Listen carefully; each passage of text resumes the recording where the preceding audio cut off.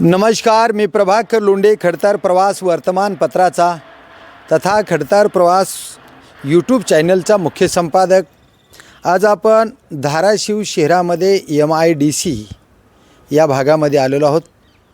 इथे येण्याचं कारण असं आहे की या ठिकाणी मातोश्री आश्रम आहे, वृद्धाश्रम आहे आणि महिला आश्रम आहे। या ठिकाणी मुलं असून आई वडिलांना सांभाळू न शिकणारे जे महाशय आहेत, त्या महाशयांना माझा सलाम आहे खडतर प्रवासच्या वतीनं की तुम्हाला ही वेळ येणार आहे, हे कधीच विसरू नका।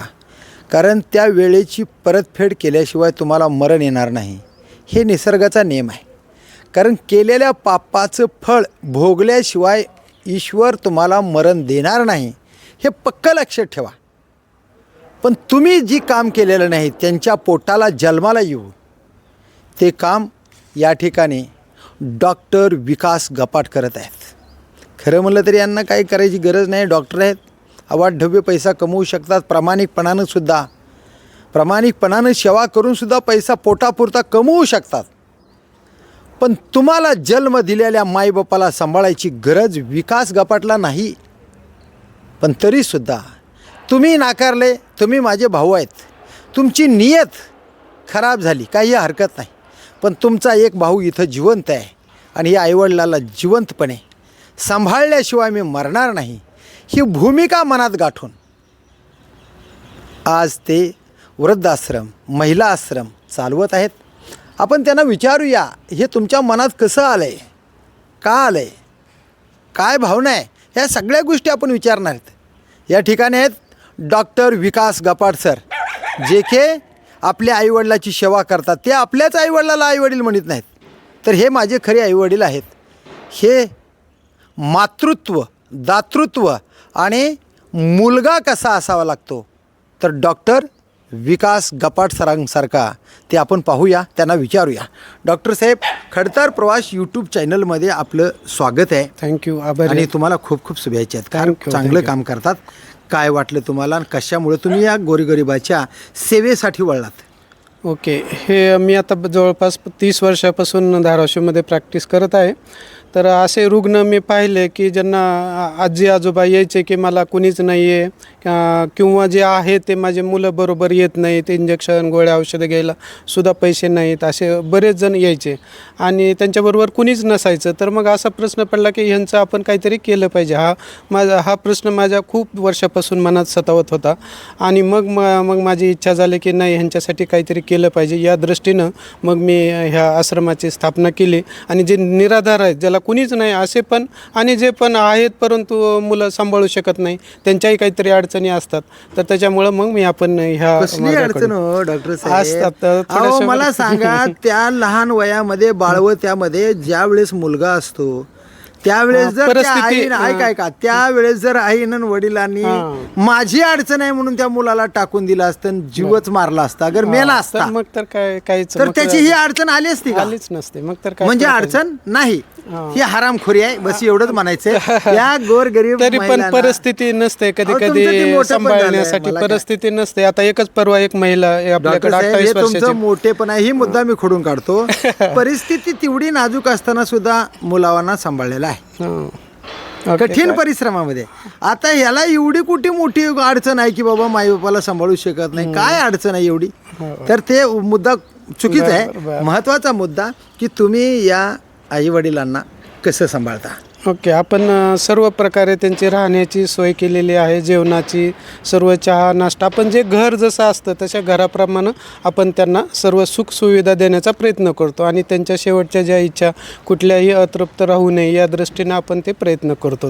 त्यांचे वाढदिवस वगैरे सर्व त्यांना आपलं सण वार साजरे, सगळं फिरायला जाणं, मनोरंजन, TV, सगळ्या गोष्टी आपण चेहऱ्यावर जे आनंद दिसतो त्या दिवशी तुम्हाला खूप आनंद वाटत असेल। एकदम बरोबर। आम्ही एखाद्या दिवशी खायला आणलं इडली आणि अरे माझी खूप दिवसापासून इच्छा होती असं वाटलं, किंवा वरणफळं खायची एक आजी आमची थकलेली, जवळपास 4.5 वर्षापासून बस स्टँडवर झोपलेली होती, तिला आम्ही ठेवलेलं आहे, तिला खायची इच्छा होती, वरणफळं कोण देणार, पण आम्ही करून दिलं की त्याच्या चेहऱ्यावरचा जो आनंद बघून खूपच छान वाटतं। तुम्ही 1 मे 2025ला हे आश्रम चालू केले. हो काय अनुभव आले बरं या वर्षभरामध्ये? आता 1 मेला वर्ष होणार आहे येणाऱ्या. बरोबर. आतापर्यंतच्या या 5-6 महिन्यामध्ये 7 महिन्यामध्ये काय अनुभव आले? अनुभव तसे तर खूप सांगण्यासारखे आहेत, परंतु काही आजी आमच्याकडं एक आजी होऊन गेल्या, खूपच म्हणजे कुणीच नव्हतं त्यांना आम्ही सांभाळलं आणि त्यांच्या जी बोलणं त्यांचं हे सगळं एवढं चांगल्या होत्या, परंतु त्यांच्या वार्धक्यानं त्या एक्सपायर झाल्या.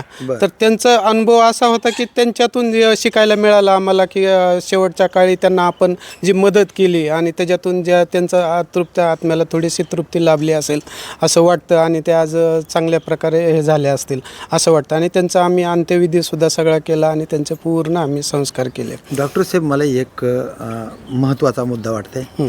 आपण आपल्या बाळाला जर बारक्यापणी शाळेमध्ये घातलं आणि एखाद्या दुसऱ्या जिल्ह्यामध्ये घातलं तर त्या लेकराला सोडून येताना आपल्या डोळ्यामध्ये ऑटोमॅटिक पाणी येत आहे. बरोबर. माझं लेकरू मी सोडून चाललोय. बरोबर. आता इथं जे आई वडिलाला आणून सोडतात हो ते पट्टे त्या ठिकाणाहून महागारी जातात, त्यावेळेस तुम्हाला काय वाटतं सांगा? ते तर खूपच वाईट वाटतं. अहो साधी ते तर सोडून जाऊ द्या, साधी सही करा म्हणलं की तर ते सही करायला सुद्धा तयार होत नाही. बघा एवढं विचित्र काम. आम्ही त्यांना 1 रुपया मागत नाही पण सही सुद्धा करत नाहीत. बघा, सरांनी एक मुद्दा ऑब्जेक्शनदायक मांडला.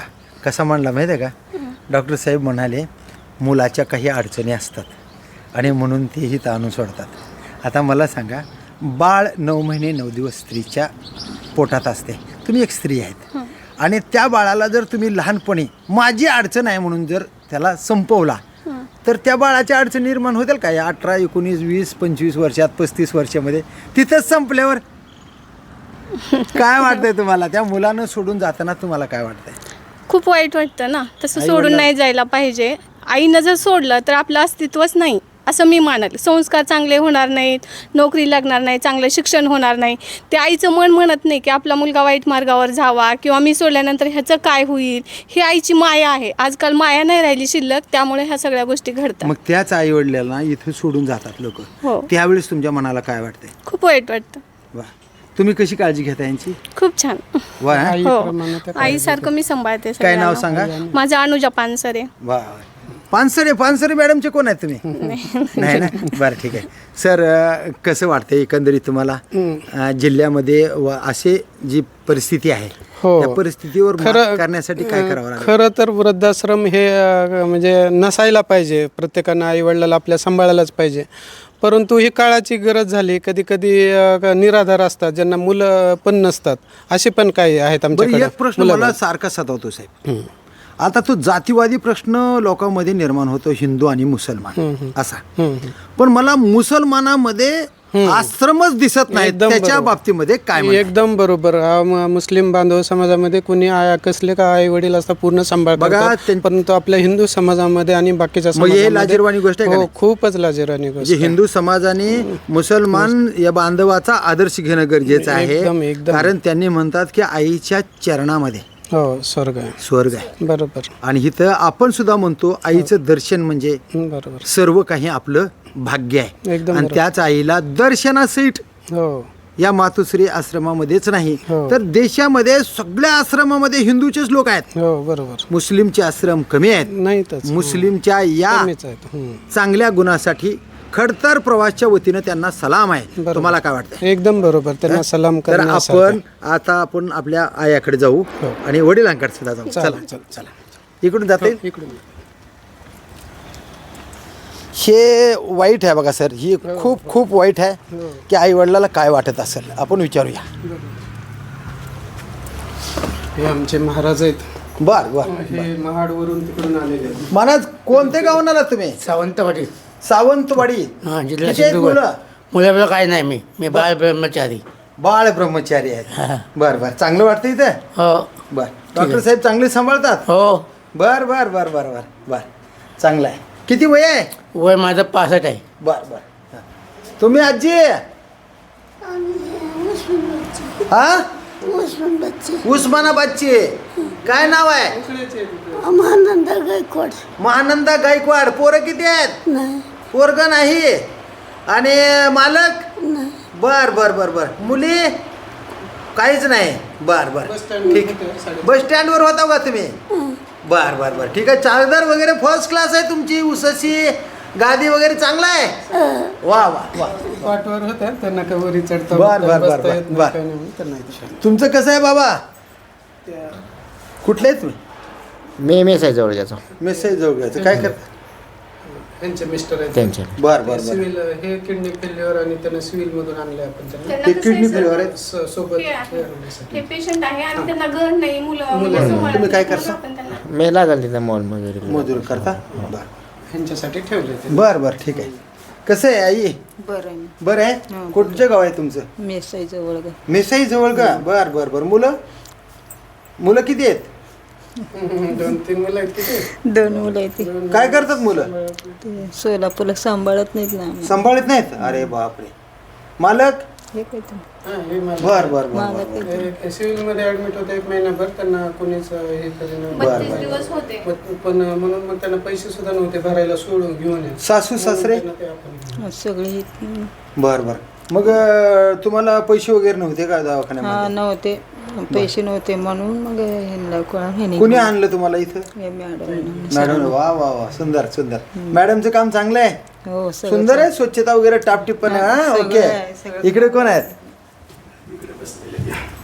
आहेत का? अरे वा वा वा वा वा जी जी. अरे बापरे सुंदर आहे कळप. कसं काय? नमस्कार. काय नाव? सुमन मनोहर काडे. बर बर. कोणते गाव?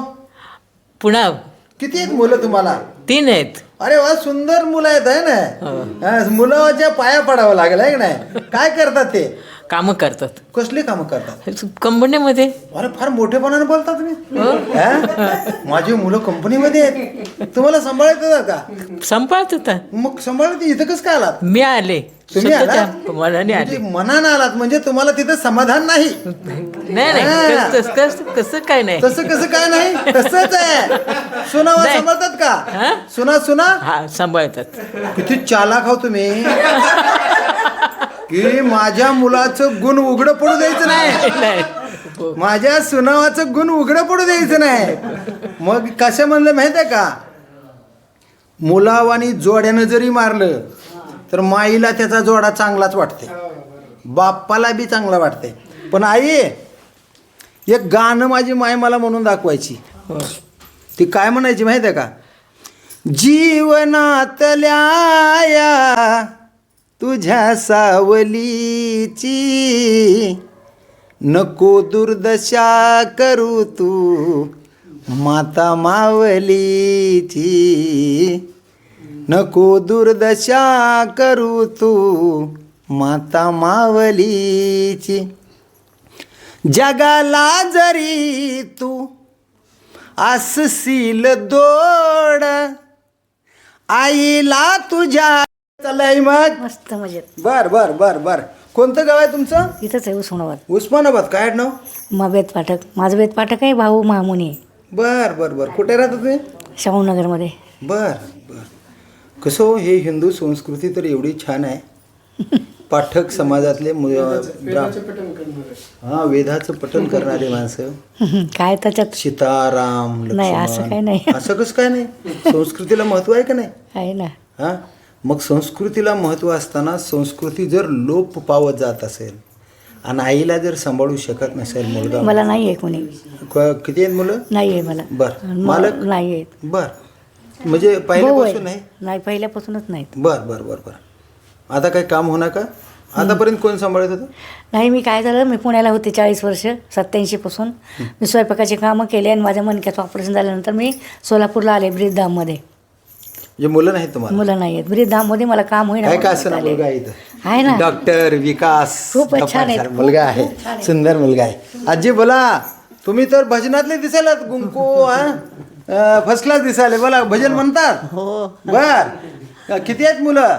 एक काय करतो? शेती. किती आहे? काय त्या शेतीहून बी काय गरज नाही, त्या मुलाहून बी गरज. अरे पट्टे ही झाली आई. मालक कधी वारले? 2-4 वर्ष झालं. मालकाची जोडी संपल्यावर आधार संपतो का नाही? हो. म्हणजे मुलगा कोणी कुणाचा नाही? नाहीच की मग. नाही रे कोणी कुणाचे नाही है ना? हो. ही आहे ती की दोघं मला, ही मुलगी ही मुलगा. वा वा वा वा वा. ह्यांच्याशिवाय आपल्याला आता कुणाची बी गरज बी नाही, विचार पण नाही. मुली? 4 आहे त्या.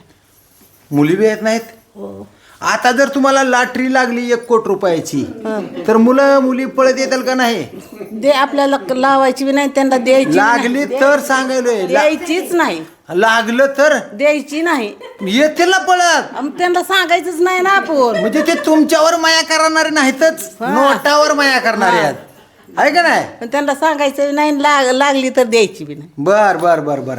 म्हणजे तुम्हाला लेकरं असून उपयोग नाही. हो 9 महिने 9 दिवस लेकराला सांभाळून त्याचं फळही मिळालं. हो आता तुमच्या पोटाला असाच मुलगा जन्माला यावा, पुढं भावी काळात जर तुमचा पुनर्जन्म झाला तर. हो आलं का डोक्यात? हो यावं. मरावं पण अशा लेकराच्या पोटाला जन्माला यावं. तर ही फार सुंदर आहे, रडू नका. आहे ईश्वरानं तुम्हाला हे, मग आहे की मी त्याने असं समजलं की आई जाऊ द्या, त्या भाऊ बेईमान झाला, तो माझाच भाऊ आहे, त्याची नियत त्याच्यासोबत, पण मी तुमचा मुलगा आहे, तुम्हाला मी सांभाळतो, असं डॉक्टर साहेबांचं म्हणणं आहे. सुंदर सुंदर सुंदर. माय तुमचं कसं काय? बोला, तुम्हाला किती लेकर आहेत? खरं सांगा, माय बापाची इमानदारीने सांगा. मला एक मुलगा आहे, एक मुलगा आहे. सुंदर नातू आहे, नातू आहे, सुनबाई आहे. वा वा वा वा सुंदर. सुनबाईच्या तर पायाच पडायचं आपण जाऊन दोघं, मी पण येतो त्यांच्या पाया पडायला.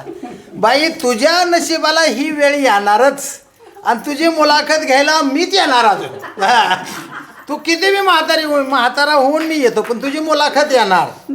कारण जैशी करणी वैशी भरणी. कारण समाजामध्ये असंच आहे, कलियुग आहे. आ? कलियुग आहे. कलियुग आहे.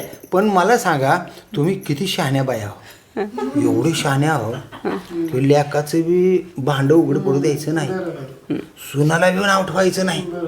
उद्या जर आल्या ही दोघी जणी तर तू माईक मध्ये लय बोलली होतीच ग, मग आता तुला तेच बघ, आता तेच नाहीतर तुझ्या नवऱ्यालाच मी ठोकते, तुझ्या मुलालाच मी ठोकते. नको ग माय, मी अजून आश्रमामध्ये जाते, पण माझ्या मुलाला ठोकू नको, असं आहे का नाही?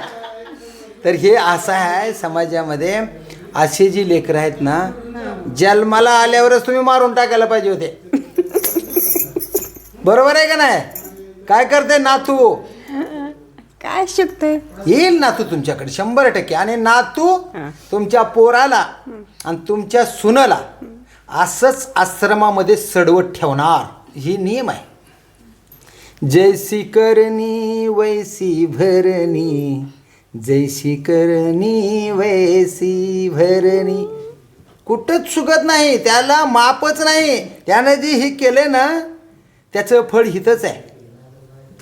कारण त्यानं ती फळ फेडल्याशिवाय त्याला मरणच नाही. त्याच्यामुळं तुमच्या सगळ्याच लोकांना माझ्या खडतर प्रवासच्या वतीनं खूप खूप शुभेच्छा.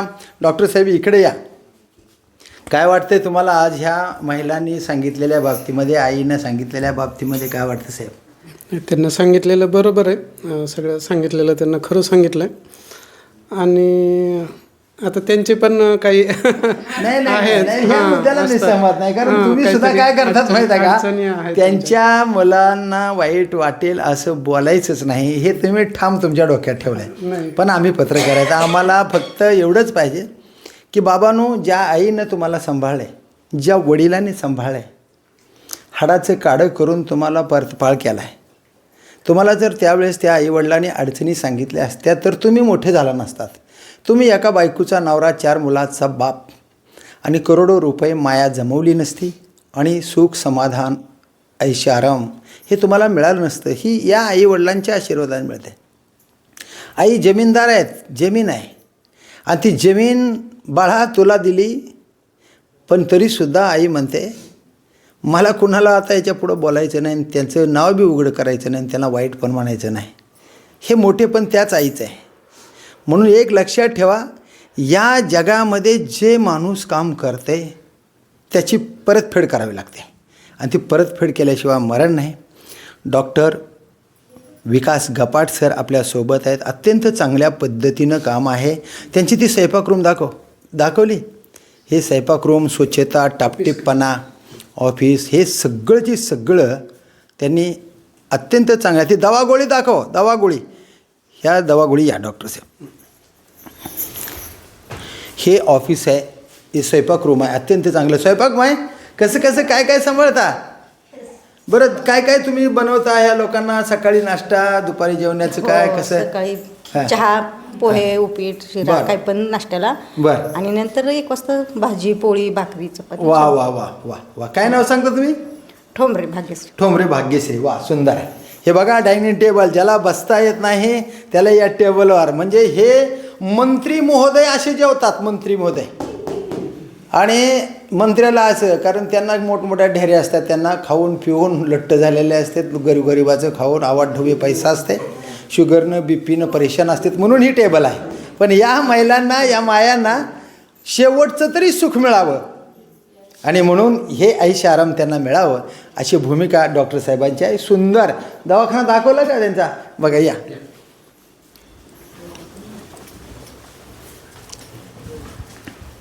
हे बघा पूर्णचे पूर्ण साहित्य आहे. आणि मला वाटतं शांती, ओम शांती, श्री श्री रविशंकर, श्री श्री रविशंकर यांचा हे आदर्श डॉक्टर साहेबांनी मग हे बी पी चेक करणे, शुगर वगैरे सगळे इथं बघा. यास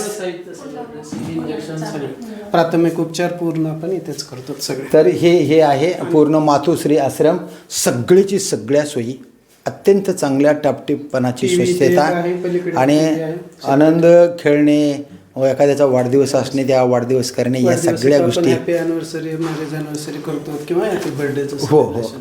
तर हे सगळं या ठिकाणी आहे.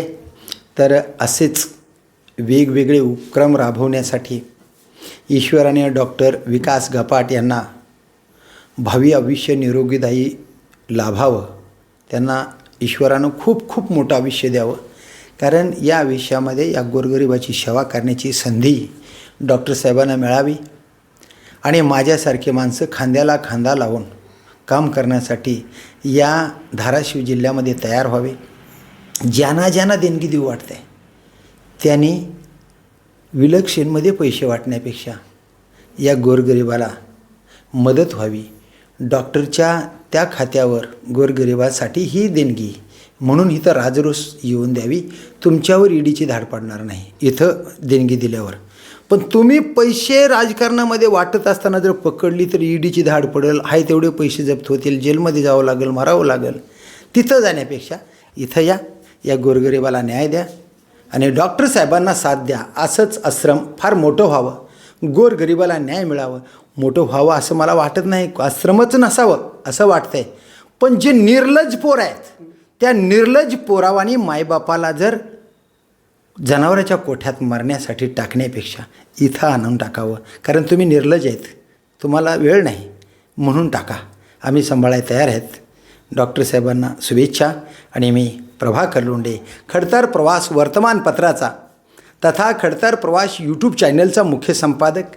या चॅनलला सबस्क्राईब करा, शेअर करा, लाईक करा, आपले विचार कमेंट बॉक्समध्ये नोंद करा. आणि असेच समाज हिताचे, गोरगरिबाच्या हिताचे व्हिडिओ पाहण्यासाठी खडतर प्रवास यूट्यूब चॅनल सबस्क्राईब करा. धन्यवाद. धाराशिवकर. जय हिंद, जय महाराष्ट्र. धन्यवाद.